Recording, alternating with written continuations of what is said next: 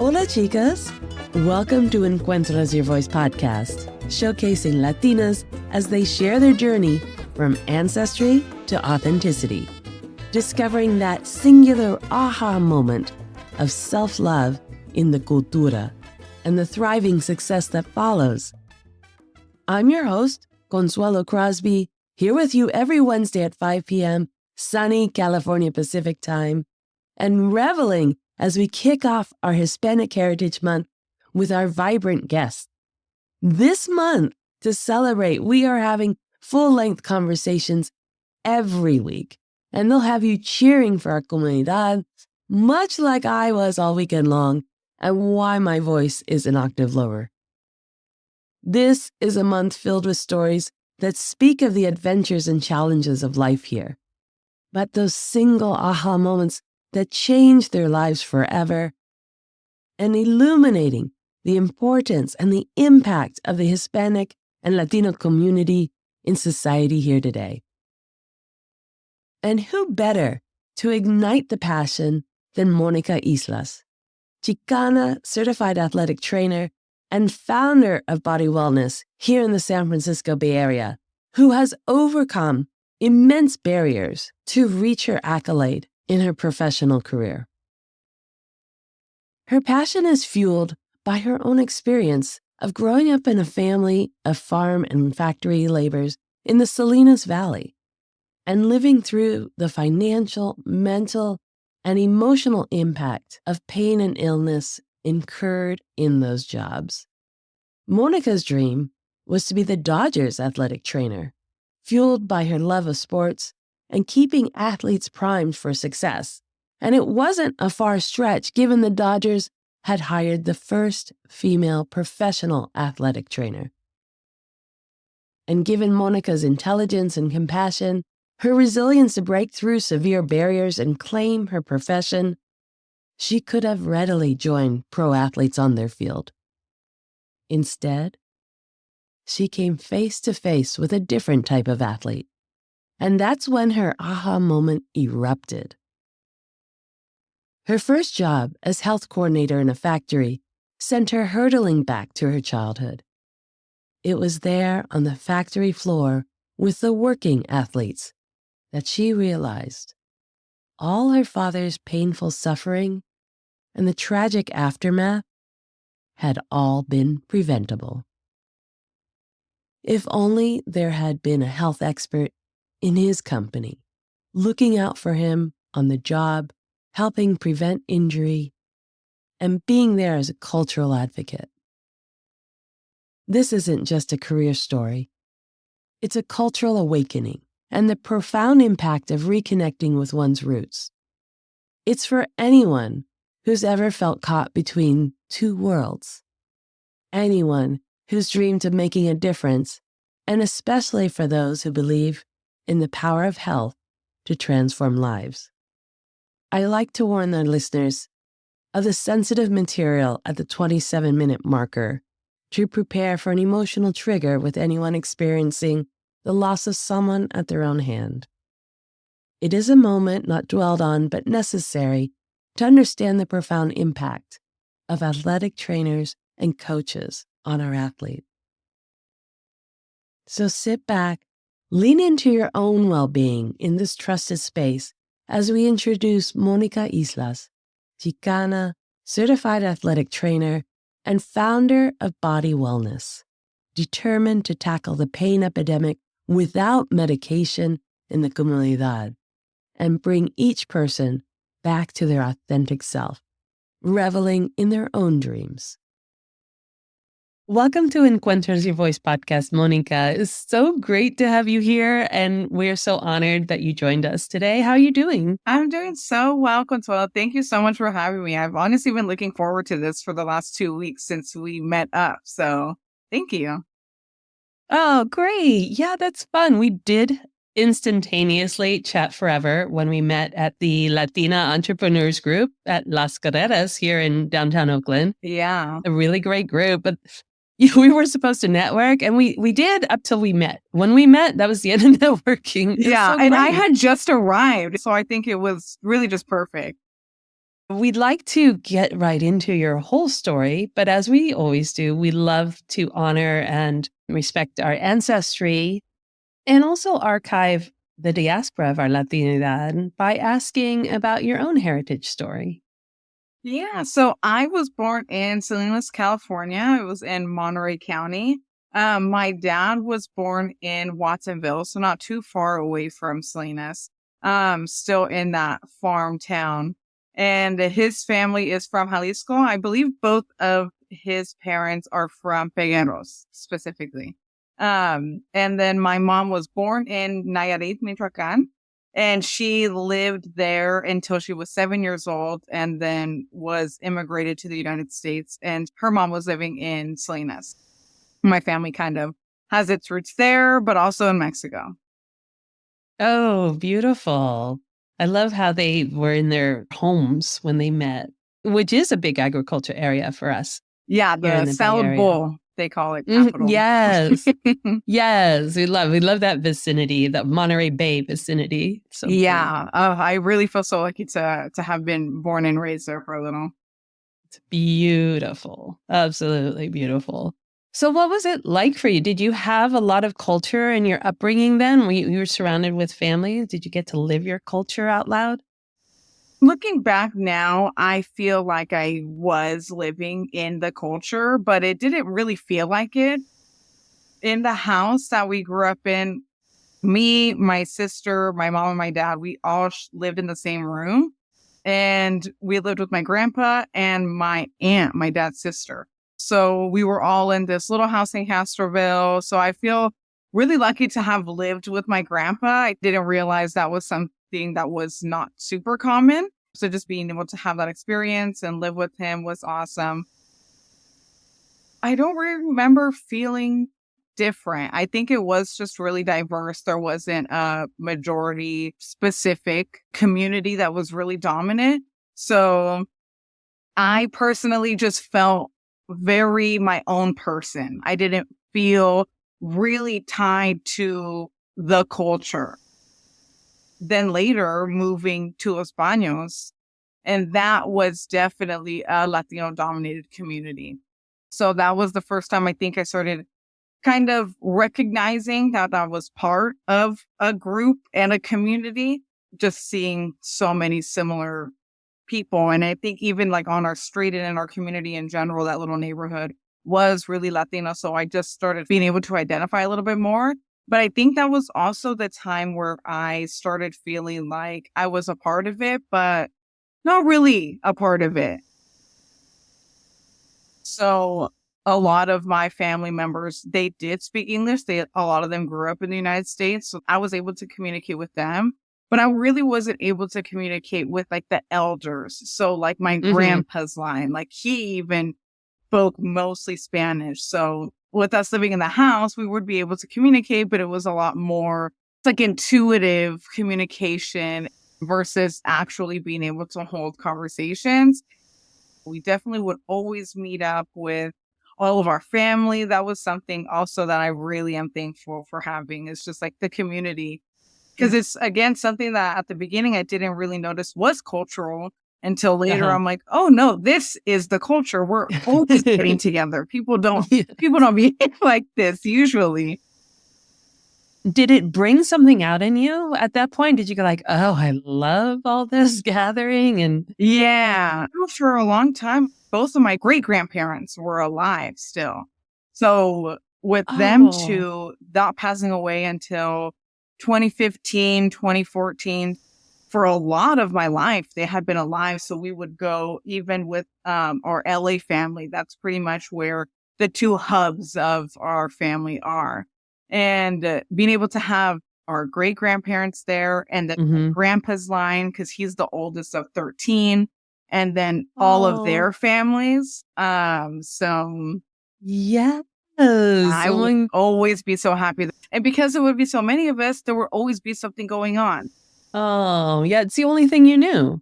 I mean, you thought Exactly. that's what life was, right? Exactly. When you are Yeah. growing up, this is the Yeah. world, and you think everybody Hmm. has this. And Yes. then, when you start getting older and you realize that that is not common at all, even to have Ah, the size of a family, because mhm. that's just unique in itself as Yeah. well. So Yeah, yeah, I having really, 13 siblings, descending. Yeah. No, yeah, the Latino yeah, families. exactly. Beautiful. Yeah. And it just creates such I think, a fluidity within the generational lines, because like when you have a gap like that, there is going to be a huge age difference. Yes. Yeah, I totally align with that. And it was the biggest shock for me because I was so excited to be the adult, to have that house, to have Yeah. everybody pouring in spontaneously, food, drink, music, dancing.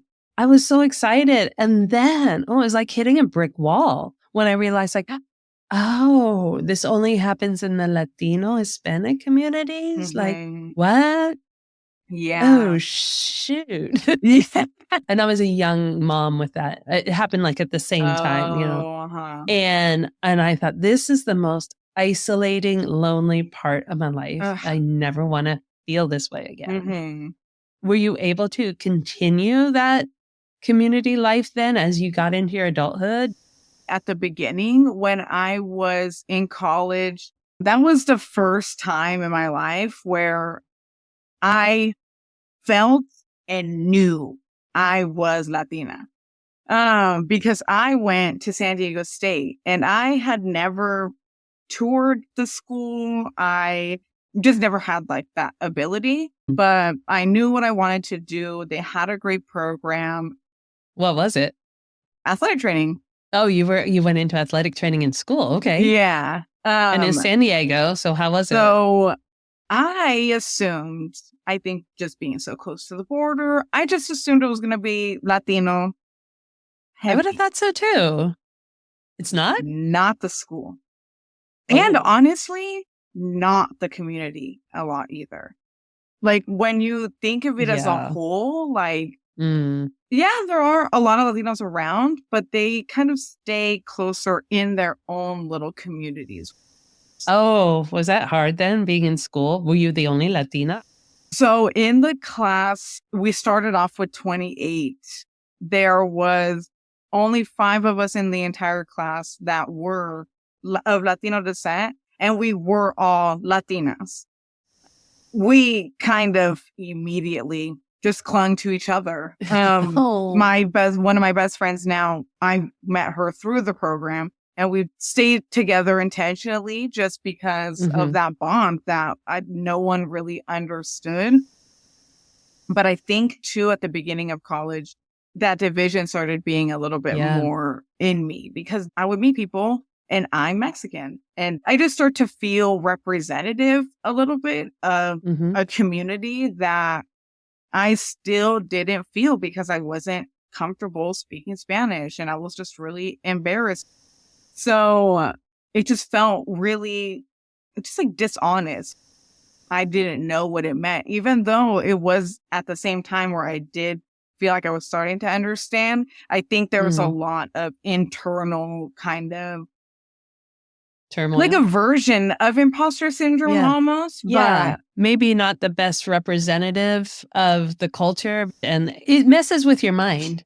Even though it's yeah. not real, it does mess with your mind that you're not that true representation, because a true representation should be this. Mhm. That's how hard we are on ourselves right away, Yeah, exactly. right? This is what causes that disruption and questioning of your authenticity. And once that breaks down, we get a little wobbly in operating the rest of our lives. But then you go and choose what I've always seen, and maybe it's changing, athletic training as a woman. You're doubling down on the niche isolation factor. Definitely. Definitely. What was that like? And why athletic training? So sports had always been a really big part of our life. We are lifelong Dodgers fans. And being from NorCal is the biggest I was gonna unpopular say, opinion. Fernando Valenzuela and Fernando Mania was a thing that caught my grandpa's interest and brought a whole culture to the sport. And I think that's why I love the Dodgers so much, not only they broke the color barrier, and then later, having the first Mexican-born player in the major leagues, and for him to be as dominant as he was superstar. Yeah, I always wish I could have lived during that time just to see, because on TV, it looks so magical just with it being dominated by our culture. And then ironically enough, what caught my interest was, so we always have SportsCenter on. So SportsCenter's on one day and they're talking about Sue Falsone. And they're talking about how she is the first female head athletic trainer for any of the major professional sports in the United States. So it was, in the 2010s. And I just felt like with everything that I had learned up to this point and treated in society, I didn't think first female was still a thing. I was like, what is that? So I was looking into it. And my junior year, I had taken an anatomy course, and I just really liked learning about the body. I was just able to grasp the concepts really well. And then having that love of sports with doing the research for what an athletic trainer is, it just perfectly combines the two. And that's exactly what I wanted to do. I was like, I want to be the head athletic trainer for the Dodgers. I was like, because then I get to be with them all season. I was like, are you kidding me? That's going to be like the best job ever. I love that story. Yeah. So I really appreciate the Dodgers, I think, just for always being willing to break these barriers. So the reason why I wasn't exposed until seeing it on TV was because in California is the only state that doesn't license or regulate athletic training. So every other state has some licensure or regulation of athletic training, just like doctors, just like nurses, so that way we don't have just random people calling themselves a doctor and a nurse, and practicing. Wow. But it also helps keep our high school athletes safe. So at every other state in the country, at every single high school, there is an athletic trainer on site, which is so helpful because a lot of the things that we experience can range from minor things, sprains, strains, things like that you may not need to go see a doctor for. And they are going to be on site every day after school, rehabbing them, working with their physicians to make sure that they return to play, which saves the parents a lot of time from having to do it themselves. It really helps prevent a lot of chronic things to start developing, because you can ask almost anyone where that has chronic pain that it started as a high school athlete. I feel for the athletes that wouldn't have access to that here in California because it's detrimental. It's detrimental to you as a child. It's detrimental to you in your sports career or, even if it's college. It's detrimental not to have the proper treatment immediately. Exactly. Right. And so for schools that have funding, they will have an athletic. So got it. That's not a problem for those schools. Growing up in the Central Valley at that time, in the whole region, no athletic trainers. Is there a reason? Honestly, the biggest opposition that we have in the state is the Physical Therapy Association. They have a lot of lobbyists on their side. They believe that our population is really similar and would kind of in turn start to do what they do. But, obviously with their education is specific to physical therapy. Which doesn't always lend itself to the best answer for a sports injury. Exactly. I mean, that is the huge difference for athletes. Yeah. And I think the thing that really frustrates me, specifically when we're talking about that setting, the traditional setting, is that they will not be there outside. Every other healthcare professional works inside. Everything is perfect. Everything is in order. Everything is as they need, prepared for them. We're outside.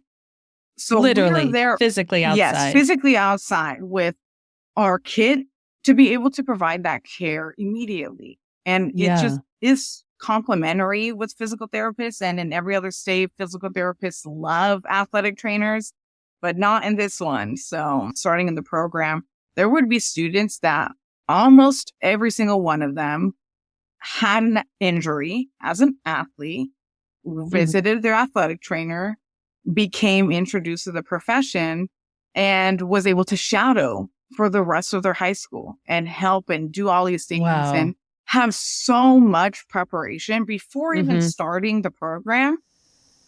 I felt really insecure about that, just coming in and literally not knowing nothing and knowing this is the place where I'm going to learn it all. But then everyone else already knows what's going on. Oh, okay. Yeah, it was a huge disconnect. Yeah. Wow, you took on a lot. You took on a lot. Yeah, Okay. it never seemed that way. I think in high school, like, yeah, we're going to college. This was always our path. You know, my sister and I just excelled in academics and it wasn't really an issue and we liked it, which was also really important. It just was easy. I never realized that it was going to be this big new thing and really discovering not only my heritage and kind of learning more about myself and embracing that aspect while fighting, you know, all of that insecurity as well. Yeah. But then also just having completely different financial situation than a majority of the school whose parents were paying for their tuition. They had a car already. They're paying for where they're staying. They're paying for all their food and they don't have to worry about anything. Like navigating those challenges on top of that was also, I think, just really frustrating by the time I got to the program, because that didn't start until junior year. So I was already trying to have to navigate loans, navigating all of that, having that pay for school. And I get to the program and I have to pay now membership fee for the National Athletic Training Association. A lot of times when people don't have these struggles, they don't realize they are asking to spend money. They're like, oh, this is just a thing you have to do. I'm just starting to add this up now because like this just obviously all costs money and they're not framing it in a way because it's nothing to people, you know, especially $100. They're like, oh, okay, nothing. And I'm like, well, where am I going to get the $100? I've just did this budget at the beginning of the year to know exactly what I need, you know, the minimum for my loan to pay for my rent, to pay for my food. I was like, now you're adding like this extra thing. I had no idea.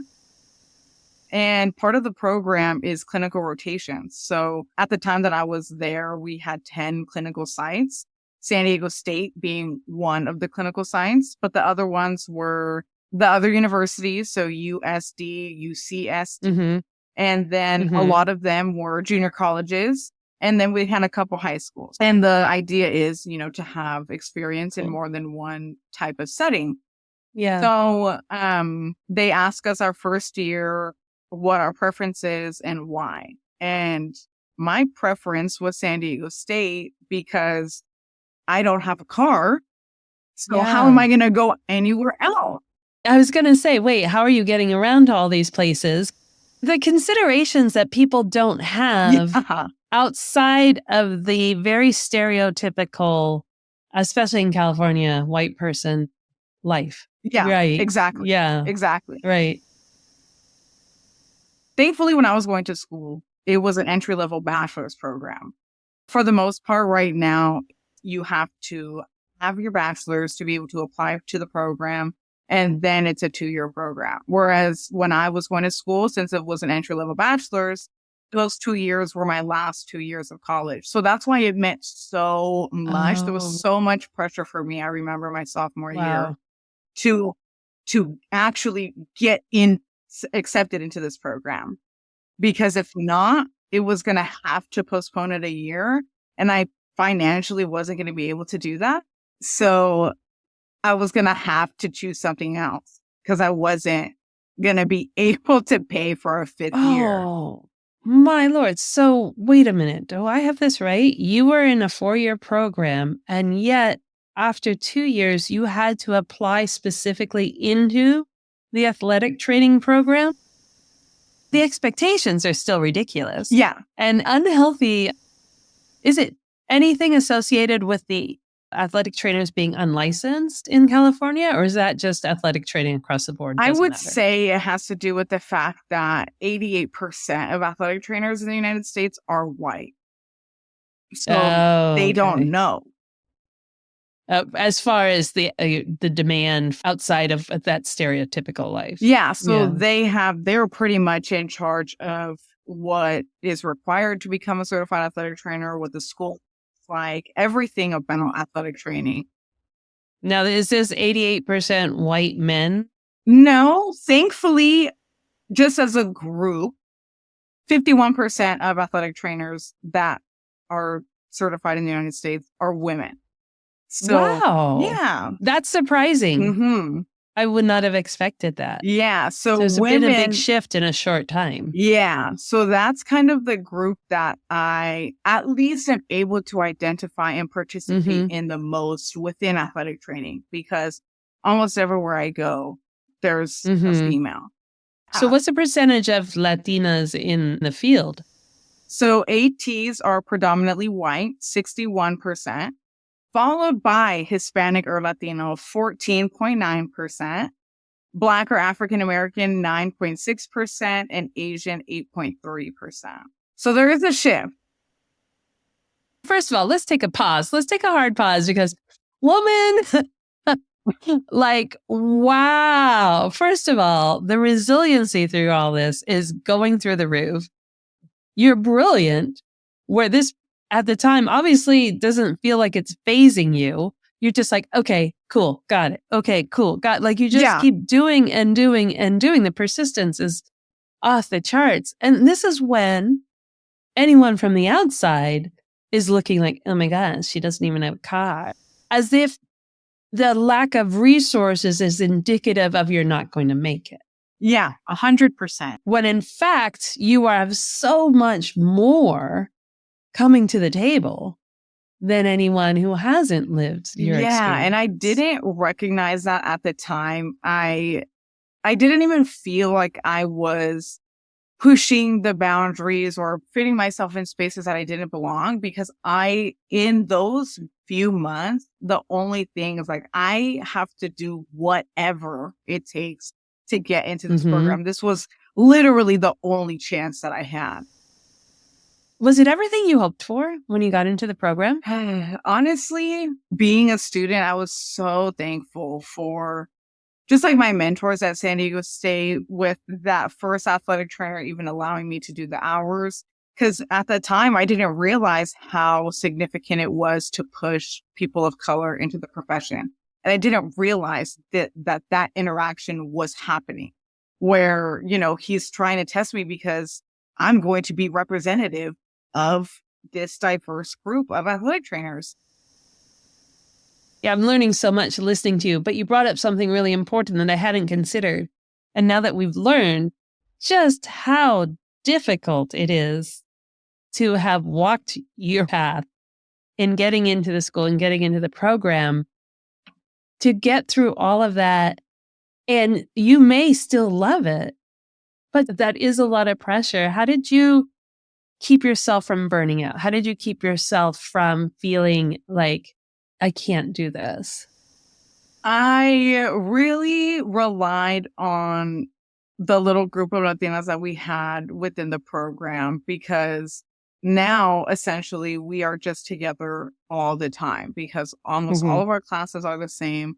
So we're doing all of the same work and we're going through all the same things. So I think just having that community, even at such a small level, was really helpful. And I think the important thing too, like that I don't realize that I do even to this day, is just really listen to the things that people have to say about me and believe them. I would say to have women athletic trainers in our women's sports, really invaluable. This is a must-have. The women's support and fandom is going through the roof. We love it. It is. Females, again, under the scrutiny of social pressure to look, act, be a certain way in order to be valued. The horrible pressure. Yeah. And that directly ties with their mental health. If they're not eating enough and maybe they're feeling a lot of pressure, and then we see them having a lot of injuries. And then we are usually the ones that are kind of putting these pieces together of this is a bigger issue, and asking those questions. What are you eating? And having them be vulnerable. Honestly, with athletic trainers, especially in that setting, maybe not all, but I think for most, they feel like they're entering a safe space and Yeah. that they're talking to their therapist and they're sharing Mm-hmm. all the drama of the team and the drama of their life, and also going through this injury and like dealing with school and, being able to unload it all and being able to kind of bridge the gap and really help with the prevention, and then be able to understand when someone needs more help that's Oh, outside of yeah. our scope of practice, because we can't do it all as athletic trainers. Is there something we can do as a society? The first thing that comes to my mind is like organizationally. I think, unfortunately, across the board, men still lead female teams. And I don't think that there's anything wrong with that. Like, don't get me wrong. Anybody could do any job. But if we had female coaches, they would be able to talk about these things. And they would be able to talk about how difficult it is, like from an actual experience. I think just being able to build that relationship amongst women and having conversations about women and our bodies and our minds with each other is so needed. I don't think it's appropriate for an elementary school to be talking about suicide. No, but there's a way to introduce mental health. And then as we get older, we have to talk about it. We have to talk about it because the NCAA just came out that suicide is now the leading cause of death amongst student athletes. It just surpassed accidents. Oh, no. Oh, that makes me tear up instantaneously because of such a hard, like you said, they've started since they were little to get to that point, and they've got their dream, and look what their dream is doing to them. Exactly. Rather than validating and celebrating them. Oh, I'm so sorry to hear that. Yeah, it was really sad because that was recently. That was, I think, came out last month. And it was just so shocking to see that it is that prevalent. Yeah. But I think this is where society can come in at our feasible level, is investing in the youth. Maybe there's a boundary where, okay, from the walk to the car, we allow them to talk about what they felt was good, what they felt was bad. Maybe we talk about the game. And then once you're in the car, it's about them. And it shouldn't always be about performance, because that's what stays with them. They associate that you're happy if I do good. Makes me feel like we should have two different tracks.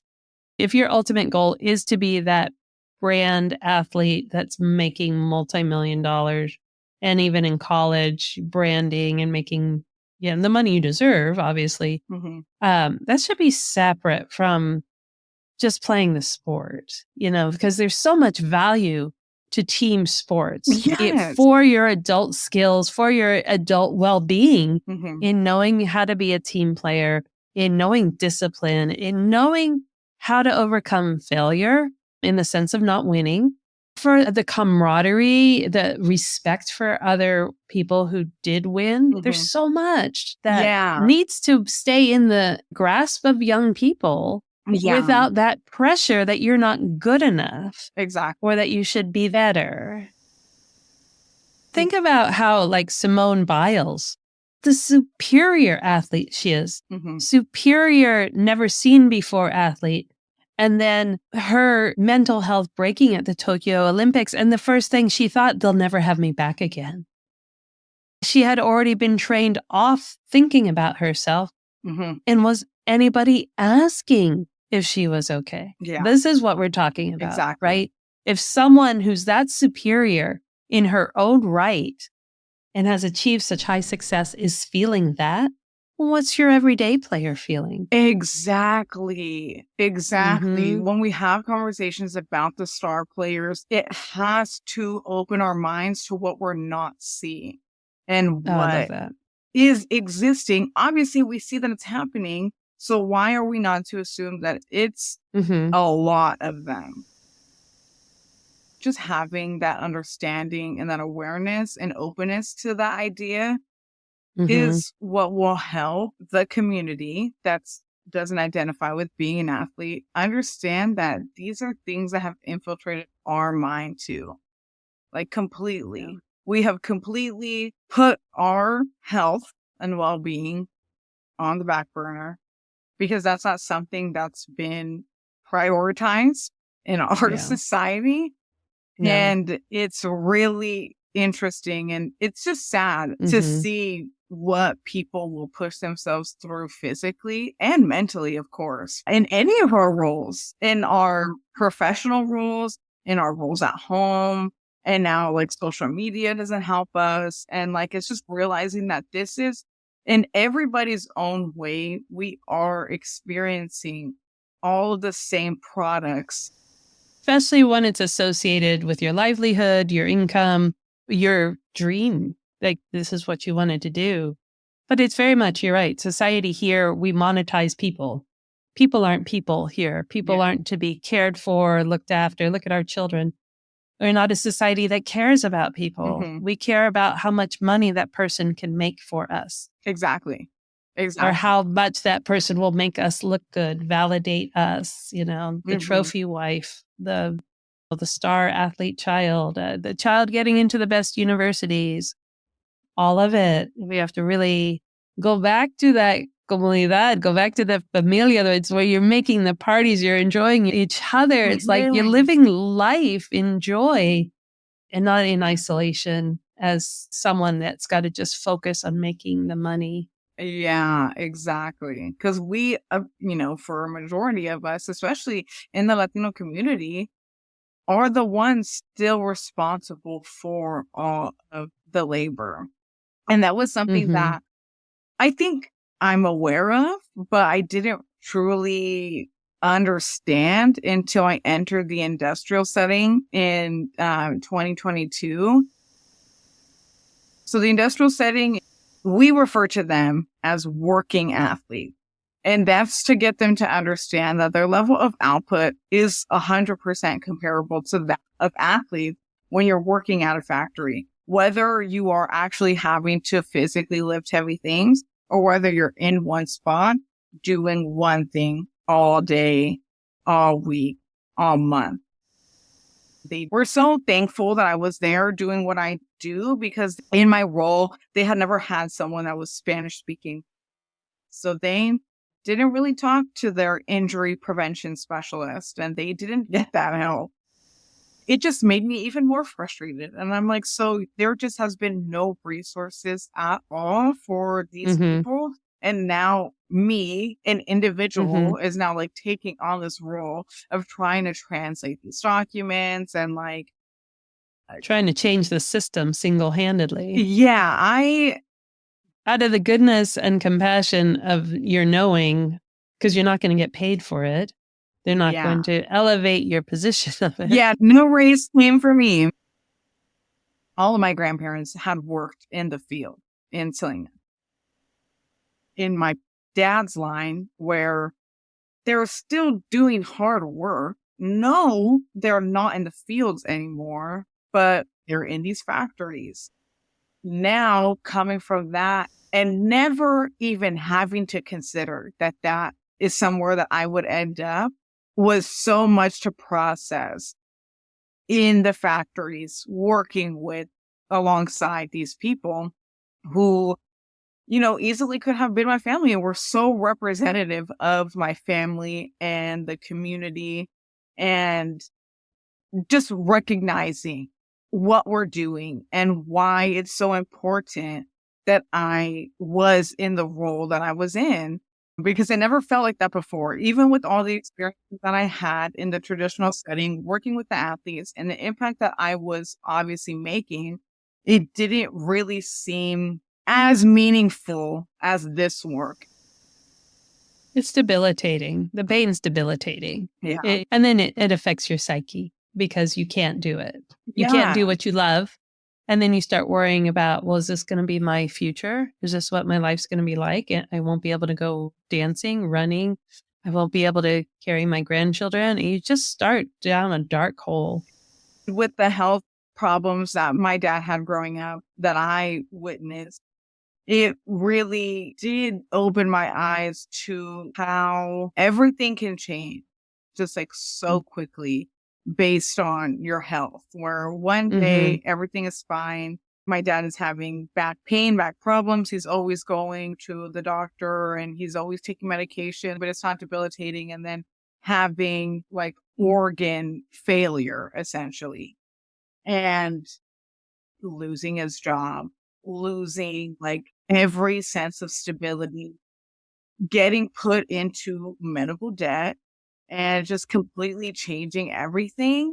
And obviously, yeah, we, felt the financial impact, but it was a lot harder to see that mindset change and be able to firsthand see what chronic illness does to everything about you as a person.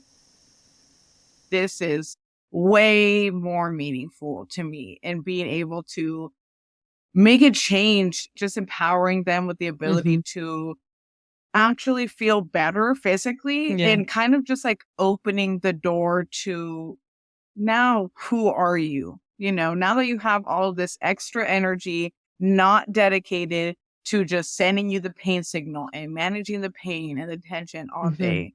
And what are your unique contributions to, what did you want to do, and allowing others to now do it themselves and start whatever they want to start.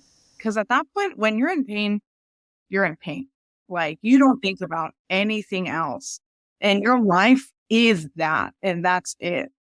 And it's a lot of, well, I can't do this, and I can't do this, and I won't be able to do this. And then just removing that block for people and putting them in a space where they get to think about that now. And like, everybody has their own unique talents and interests, and we're all here individually for our roles together, and being able to open that up and start getting more people into the larger picture, participating in this bigger cultural mindset and like shift away from being the laborers and doing everything for everyone else, and now investing in ourselves, and then investing back in the community. That's also why I'm just like so passionate about bringing this to the community and not having it be something that is solely reserved for athletes anymore, because there's so many of us that have just completely gotten lost under the pain on top of everything else that we're all dealing with. It's psychological, who you can become when someone believes in you and understands you and is your advocate. It can raise you to being a person you didn't even know existed. Exactly. So you're way beyond athletic training when it comes to the body. You're really adding that advocacy and support to everyone you come in contact with. Is there a way for people to reach you? Would you have social media? Do you have contact information you'd like to share? Yeah, I am definitely the most active on Instagram. The @ is BOD_wellness. And everything is linked to the Facebook. So I'm also active on Facebook. And I think just like growing that community and that participation in using social media, I have this Sit Smart Solution series. So it specifically is targeting desk workers and trying to help implement really practical solutions to implement throughout the day sporadically. There's no, 30-minute routine requirement. But just throughout the day, that's going to help reduce these negative effects that we're seeing from sitting. And just trying to get the community involved and participate. And the whole idea is that I'm posting, not only the reel of how to do it, why it's important, what we're trying to do, but also posting stories throughout the week. So that way it's not on you. That's the whole thing with everything that I do, is I don't want to now give recommendations and now add a stressor to your life and pressure. Just take 30 seconds or a minute, stretch the muscle, move on with your day, and trying to provide those reminders throughout the week and just generate this community that's starting to invest in themselves and seek that help and try to understand what that would look like in a sustainable way, in a way that's related to our culture, in a way that isn't going to have us be burning out. Like, it's all really simple and really supportive. And been trying to build that community. So that would be really awesome to have more people kind of buying in and participating. Perfect. Yes, that's what we're aiming to do here by highlighting you and making your journey more successful by having us support you as well. Oh, Monica, this has been just mind blown. I've been reminded to keep my jaw shut because I was just like, holy moly, like, wait, what?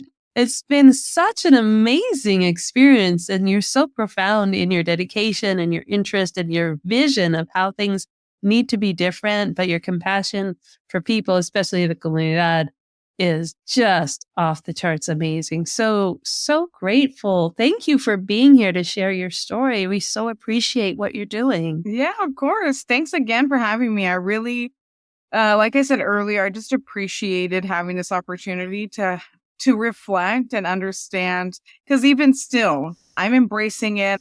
I'm drawn to events now throughout the Bay, really trying to participate and understand that my identity is what I make it, and it is all individual, and I am Latina, and I am, these things, and being able to just to have that moment of reflection to understand that I was completely shaped by my culture. And I don't think I really had a time to stop and understand and appreciate that this is kind of the whole brainchild of our experience and everything about our heritage. Well, we're so grateful that you were able to share it with us here today. And that's what we're all about, like bringing out our authentic selves by having the moment to even talk about it. Because we are so much bigger, so much greater than what we do. And we have to take care of our whole person by being invested in who you are. We love you. Absolutely. Thank you so much. Monica Islas. The power and passion comes through her in every situation she engages in. From her own advocacy for student and female athletes to the Latina working community, to ensure their health and well-being. It awakens us to our own responsibility to heal our communities early on by listening to them without expectations, goals, or focus on success. Instead, the focus is on them. We have to learn to take care of ourselves by following her techniques and guidance that she offers in her company, Body Wellness, and in her social media at BOD_wellness. As she reminds us, it's the little things that will keep us healthy and pain-free to live our authentic life with joy and happiness. Now you can find the links to learn more about Monica, her company, and social media, all in the show notes of this episode, which are where you hit play and also on our website. So join us next week as we sit with another brilliant Latina, shaking up the provincial thinking, breaking down cultural expectations, and encouraging women to live la vida más chévere. Paulette Herrado, host of the Spanglish podcast La Vida Más Chévere for Child-Free Latinas, may just be the childless cat lady upsetting the norms that hold us back. She sets her sights on dismantling toxic cultural expectations and empowering women to feel confident in their choices on whether or not to have children, inspires self-awareness with healthy boundaries, and manage imposter syndrome when you find yourself in spaces you may have been told weren't for you.